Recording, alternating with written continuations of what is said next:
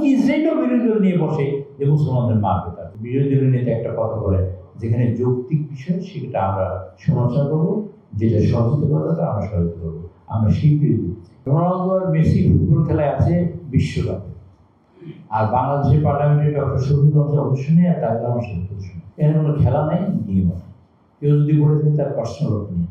কোশ্চেনটা হলো, আমরা চাই এই দেশের মানুষ চায় ঐক্যবদ্ধ হবে। যেমন আপনার তেল তখন সমস্যা হলো, আমরা যখন ঐক্য দিলাম, পরের দিন থেকে 3 দিনের মধ্যে তেলের লাইন নাই, 2 কিলোমিটার 3 কিলোমিটার তেলের লাইন নেই।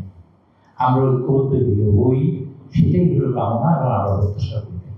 এবং আজকে বিরোধী দল, আমরা তো কোনো আগে যেমন এরশাদের সময় গৃহবাড়িতে বিরোধী দল ছিল, আবার অন্যান্য সময় হাসিনার সময় তো বিরোধী দল থেকে মন্ত্রী হয়েছে। দৃষ্টান্তী বিরোধী দলের নেতা একটা কথা বলে, যেখানে যৌক্তিক বিষয় সেটা আমরা সমালোচনা করবো, যেটা সহযোগিতা আমরা সহযোগিতা করবো। আমরা সেই বিরোধী, এবং সেই বিরোধী দলই তৈরি হচ্ছে পৃথিবীর কোনো জায়গায়।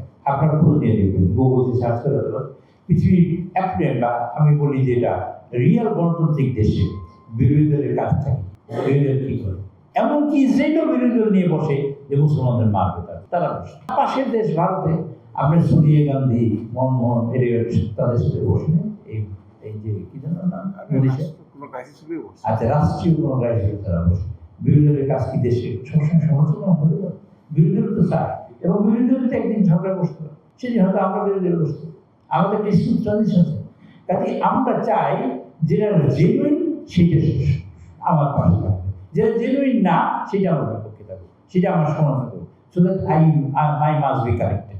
গভর্নমেন্ট তো এই কারণে ডেমোক্রেসি, আর এই কারণেই দেশ এগিয়ে যাবে। কাজে এটা যদি কেউ পার্সোনাল কথা বলে থাকে, ইটস ভেরি পার্সোনাল। পার্লামেন্টে কিন্তু জিল আপনারা দেখেছেন, সেটা হলো রিয়েলি একটা সহযোগিতা আমরা অনুভব করেছি। ধন্যবাদ।